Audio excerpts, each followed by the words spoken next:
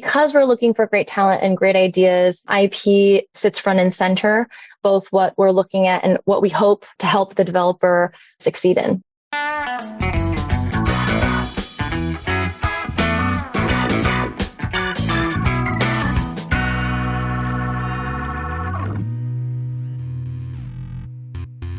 Today, we make IP your business. It's a podcast that explores how intellectual property positions a company to succeed or stumble.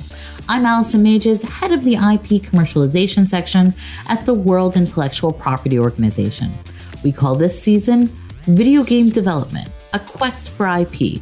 Join our adventure through 5 levels of game development, where you'll hear from industry experts about how these rights will help your business level up or reach game over. Hi, I'm Michela Mantegna, a video game researcher at the Bergman Klein Center at Harvard, and I will be this season co-host.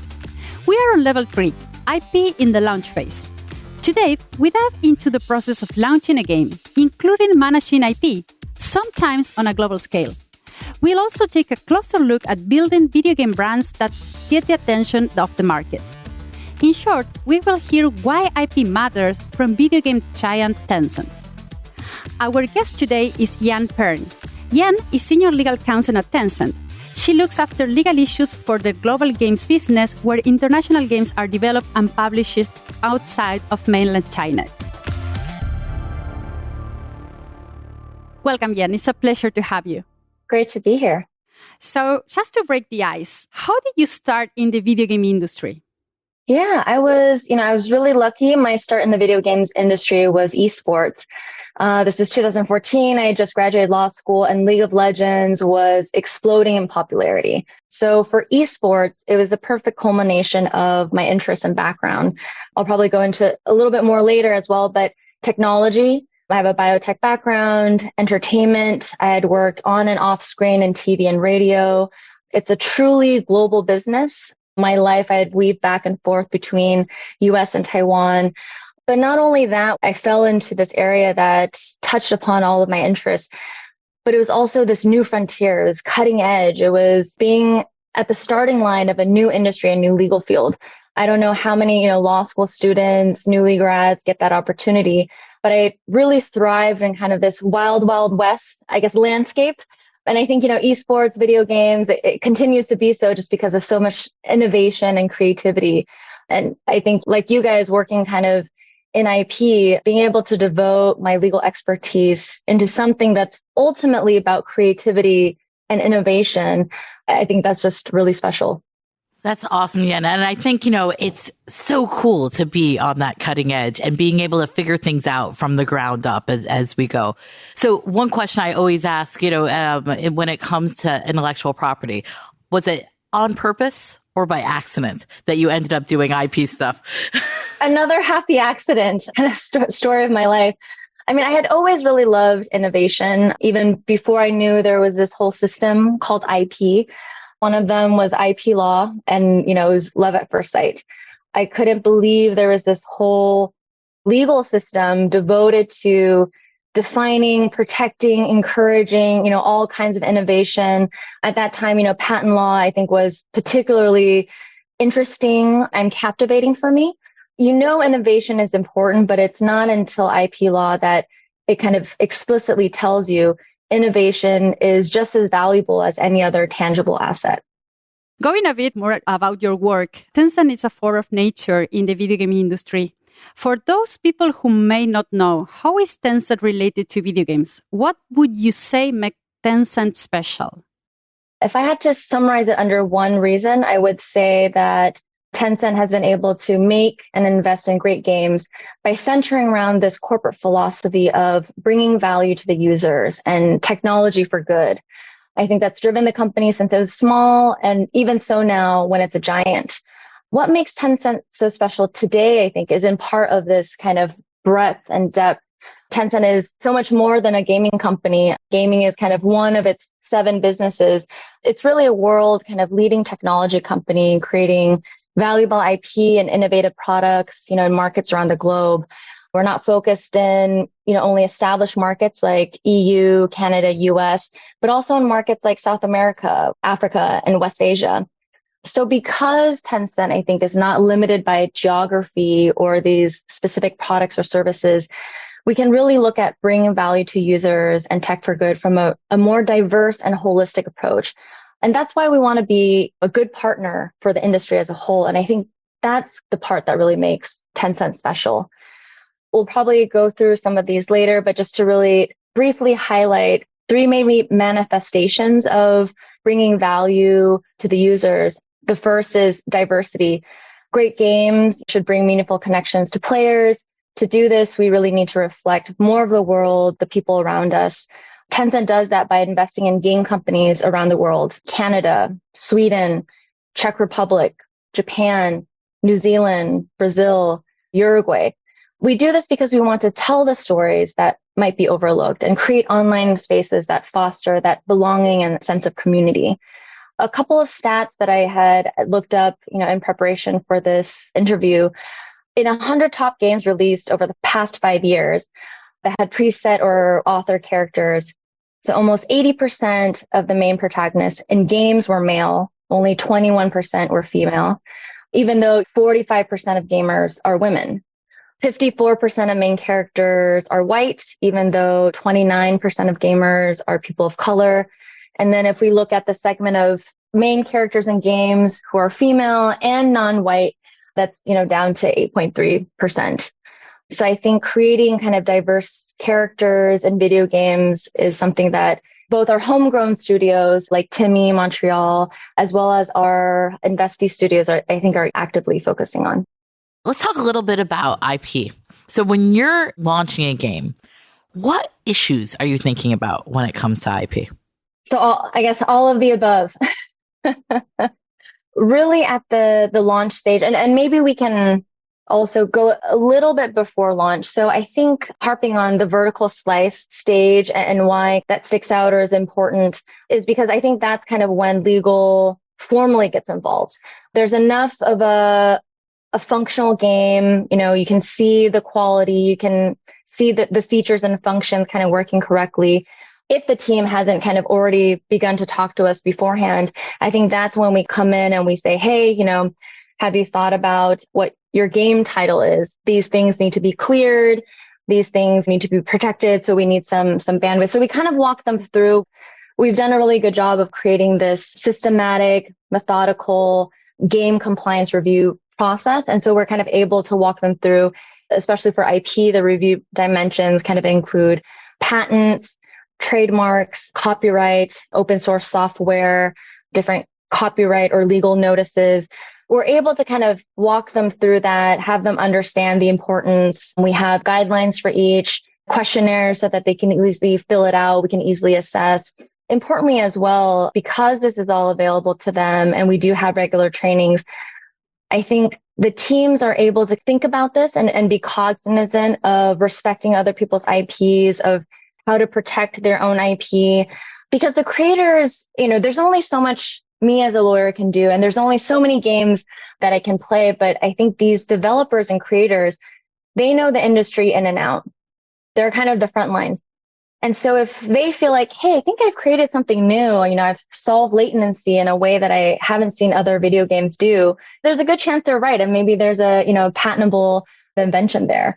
With copyright, they know exactly if they've added a particular building or painting that reflects a real world item on purpose to kind of invoke that city, or if, a character skin was inspired or borrowed from something else, maybe, the latest fashion or a movie star that I may not know of, either because I don't dabble in that area, or maybe it's in a different market that I'm not familiar with. And so I think really arming the developers and creators with these IP concepts early on makes my life so much easier. And so when we get to reviewing the actual IP issues before launch, before, let's say, even beta testing, it's a lot easier to work with the developers and let them know why we're suggesting certain changes or why we're seeing certain risks. And another thing that I pick up from what you were saying that's really important is that the training, because one of the things you were saying that makes your job easier at launch is like that you have like this whole path of people like reviewing and understanding and learning to raise their own red flags as a developer when using an IP asset is allowed and why not. And I think this is the process in a big company, but what advice can you tell to like smaller teams that are trying to do this in an independent studio or they are just starting? Because I know a lot of video game developers that genuinely think that they are doing an homage by including like this little item that resembles another people's IP, and they don't realize that they are kind of infringing. So what can you say to the studios that doesn't have like that legal team or support? Yeah, it's always hard because, sometimes the go-to advice is like, well, talk to a lawyer, but obviously that's not available, right, to everyone.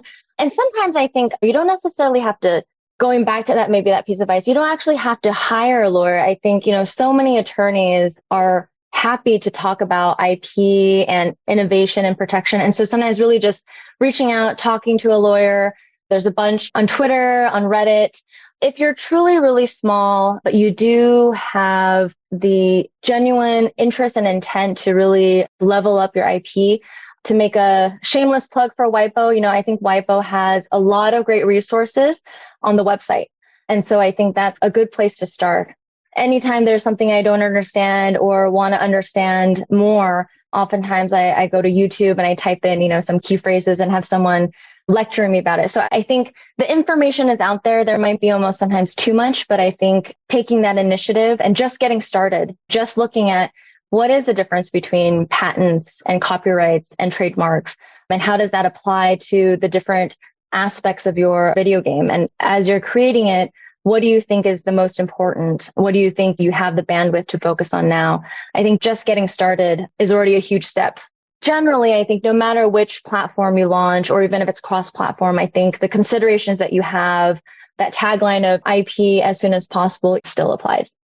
I also was thinking about different platforms, different markets, and also different countries. So the rules and regulations and rights change from one place to another. And I used to joke about in video game development, you have localization. And I used to show that localization is like having to adapt your game to the different laws and regulations around the world is also an issue. But can you talk a little to our audience about how the local nature of IP is playing a role in how you launch a game and internationally? Because of the volume that we have, what we try to do oftentimes is find the lowest common denominator, which is oftentimes the strictest law, or maybe we have a couple of groupings of strict law. So just take an example of, let's say, US trademarks. So if the standard opposition is 30 days, whereas for EU and China, those opposition periods are 3 months. Therefore, what we do is we say, okay, well, let's take the longer, 3 months, encourage our teams to submit their trademark materials, think about game titles and currency names and anything else they have as early as possible so we can really push up those timelines and meet that common denominator. Other times where it makes sense, maybe there's, a variation. So trademark applications in China are very likely to be rejected on the grounds of similarity with another registered mark. Whereas in the US, there's a slightly higher standard of, it's rejected if the other registered mark presents a likelihood of confusion. So similar, okay, but, is it confusing? Here, we can either say, hey, product team, let's meet the higher standard and find something that's nothing similar to the currently registered mark in China. Or we can say, hey, maybe the markets are different. Sometimes in China, there's a different game name for a different version, or maybe they use the Chinese characters mark. And so in this case, it's okay to bifurcate. So I think being able to detect when to kind of group them together and have it be more efficient, and when to really focus on the peculiarities of, that local market. I think that's kind of where the judgment and experience, and, I think there's so many different ways to do it depending on the company, where you're at and where your priorities, might be. I love that you were talking about trademarks, because this is a great segue for our next question, talking about a bit about branding and how do you choose the name of the game. And you already said like IP as soon as possible, but when you should start like figuring out if the name for your game is going to work or if you need to change it, and also give like this little piece of advice as for the people that doesn't have the legal department. What are the first steps when you, hey, I have this great name for my game? It's like, what you should do next? So with respect to kind of the steps, you found a name that you think you like. You don't have a legal team. What can you kind of do on your own to get a sense of whether this name will cause you any problems? So for IP review, you can kind of think about it in two buckets. So the first one is kind of the clearance portion. Can I use this? If I use this, will I get a nasty gram from someone and need to stop? The other is IP protection. So even though you can use it, would you be able to protect that to stop others from using it? So if you launch the game today, can someone tomorrow come out with a similar or same game? The easier one to first do is that clearance one. It's not super precise, but actually a really good kind of common sense check is to use Google search. Type in the name of your game, see what pops up. Is there another game that already has that name? What do people associate that word with? Is it kind of a common word? Is there other meanings? Just based on the Google search, you can kind of see what's out there. If you see a lot of different things or just things that kind of take away from the special shininess of what might be your game launch, highly recommend just to move on and think of something else. If there are no obvious blockers, then I think this is where you kind of conduct the more detailed search against all these different trademark databases to make sure that no one has come before you and actually already registered that name or has actually applied for that name. If you're in the US, I think the USPTO has a great website. If you type in TESS test, that has the US trademark database. The search terms, I think, you need a little getting used to, but it's all free. It's all very accessible. There are other databases as well. And again, plugging for WIPO, WIPO has a great resource called the Global Brand Database. And it kind of allows you to sift through multiple trademarks from all these different national and international databases. So it's definitely something you can do yourself. And if it comes up clear, you don't see any issues, then maybe it's safer to proceed. Yeah, and I want to ask a question because I heard what might be a technical term or a Mortal Kombat reference, and I'm not sure which one. What is a knockout search? So a knockout search is a very quick preliminary search. It's cheap, it's quick. You get a flavor of, are there similar marks in this region that you're looking at? Are they in the same industry, of entertainment and goods? So we call it a knockout search just because it can quickly knock out any unviable kind of options. You gave great advice talking about doing a Google search, but also you can go and see the social media handlers if they are open for you. That's a good indicative that you have maybe something unique. Also, it's like if you register in that sense the social media handlers for you, think in that same way about registering your mark, like not leave that to the last minute.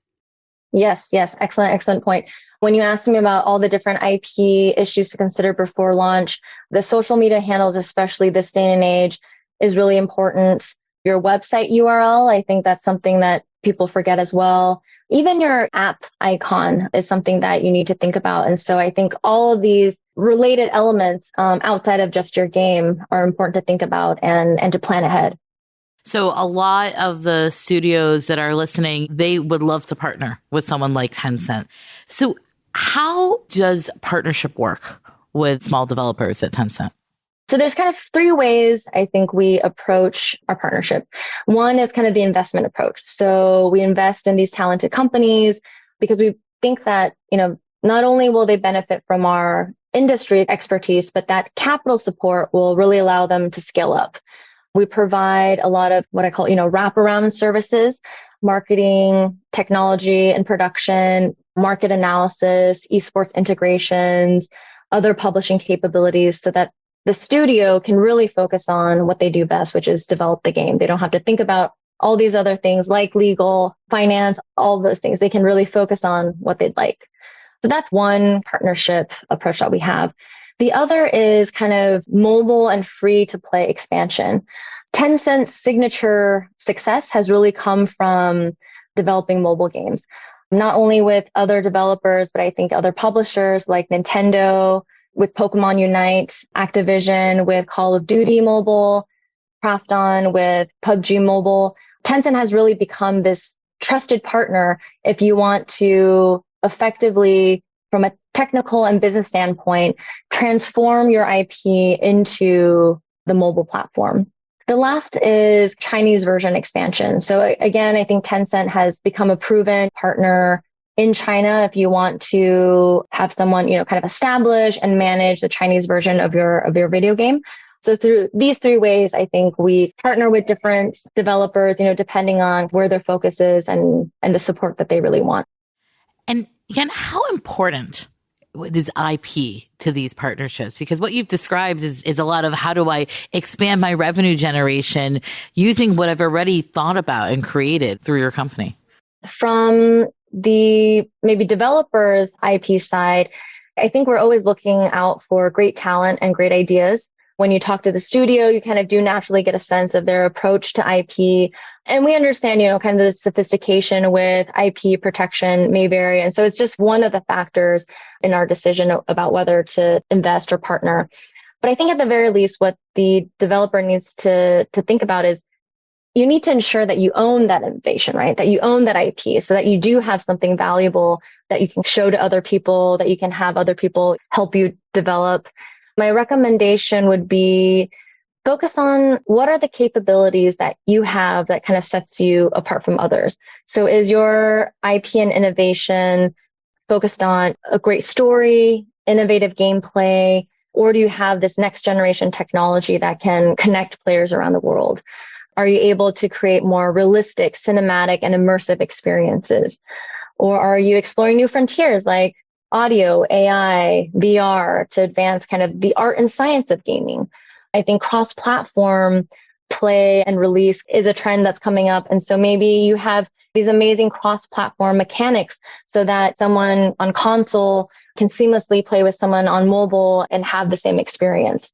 Even things that are not focused truly on kind of game development, but instead maybe you have data analytic technology that can identify the performance of game marketing or game conversions or influencer marketing. Or maybe you have this unique way to engage with your local market, get feedback, and now you're able to create really great ongoing kind of DLC and content. I think because we're looking for great talent and great ideas, IP sits front and center, both what we're looking at and what we hope to help the developer succeed in. Awesome. So I think we're sort of towards the end of our interview here, Yan. And so I wanted to close out and ask, if you put yourself in the shoes of a small developer, what's one piece of advice you would give them to level up their IP? I think the advice would be just start.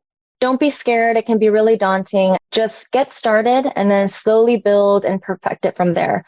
For example, today your checklist can be as simple as a table with 2 columns. We talked about IP. You can think about in IP clearance. So that'll be your first column. And then you can also think about it in IP protection. And then for the rows for your table, you can have 1 row for patents, 1 row for copyright, 1 row for trademark, maybe trade secrets. And if you're getting super fancy, maybe something like rights of publicity. At the start of your game, think about these issues. If you're cognizant of them, you'll be mindful and you won't overlook something. Again, maybe a vertical slice is when you feel ready to really roll up your sleeves and think about IP issues. But just go through this checklist and start writing down, okay, for, let's say trademarks. Have I done the clearance? What have I found? Things look good. Now I want to protect it. Where do I go? Maybe jot down notes about Madrid, or maybe you want to file in the US first. Keep notes, and slowly your simple table will kind of grow into what we have now at Tencent, which is a multi-step, multi-review compliance process and strategy. That's fantastic advice. And thank you so much, Shen, for joining us today and sharing these thoughts on IP, games, and cats as well for today. And I think that our audience is going to take a lot of golden nuggets of information from this. So thank you so much for joining us and sharing all these thoughts. So what does it take to launch a game from an IP perspective? Pulling it all together with us is Professor Gaetano Demita in his Power Up introduction. So you finally reached the launch phase. Congratulations. Now it is time to finalize your IP strategy and clear and correct any mistake, imprecision, and whatever you've been postponing in order to avoid discussing the IP legal issues. You need to run a compliance review in order to be sure that you have all the IP license you need and you have registered all the IP you want. If you follow the previous episode, you are already a step ahead, but you will still need to make an asset-by-asset assessment to determine the risk that might be involved in the launch of your video game. Starting from the beginning, do you have all the proper license for all the software used in the creation of your video game? Did you use any open source software? Did you use any IP from third parties? Did you use real person and objects such as architectural historical building? At this stage, all your assets should be finalized. So you will have two key objectives for launch. First, you want to get the strong possible protection for your IP. And secondly, you want to make sure that you have all the permission to use IP that belongs to others before including them in your video game. Remember the compliance and clearance process. When it comes to compliance, a lot of the issue will not be straightforward or black and white, and you will need to conduct a risk assessment and determine whether or not it's more appropriate to apply for a license or something else. Having a clear table of assets, their IP, the risk assessment could be very useful, as well as having had regular IP audits. We will get back to this next time. At this stage, you will have to take a lot of business decisions. For instance, do you know in which countries you want to distribute your game and in which countries your competitors are? Because this will determine where to focus the most for both compliance and for protection. Basically, where do you want to register your trademark and design? When it comes to copyright, in some countries such as the US, there is a registration system and you want to register your copyright because this will strengthen your position in the unlucky case of someone infringing your right. But you do have a limited budget. Beyond the name and the company and the title of the video game, what do you want to register and where? You have to make a full economic assessment of the advantages of registering trademark, design, and copyright when available, or applying for a patent where they are more important to you. Registering everything everywhere might be too expensive, time-consuming, and resources are not infinite. For instance, the common favorite countries for registration for trademark are the big markets, the US, the EU, the UK, China, and the countries where potentially infringements are more likely to occur. This process might look tricky and time-consuming, and it is. Likely, there is a lot of information out there, and you shouldn't be afraid to ask questions and to ask for help.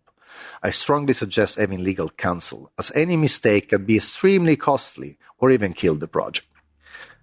That's all for the episode. See you next time. And that's a wrap for Level 3. Stay tuned for the next episode of Videogame Development, A Quest for IP. We're going to talk about the role of IP in acquisitions and investments with the CEO of Green Horse Games from Romania, which was recently acquired by Miniclip in one of the biggest transactions in the European gaming industry. Thanks for listening to Make IP Your Business. This podcast is brought to you by WIPO, the UN agency for IP that enables innovation and creativity for everyone, everywhere. You can find all the episodes, download the power-ups, and join the community on our website. Check out the show notes for the links. See you on the next level.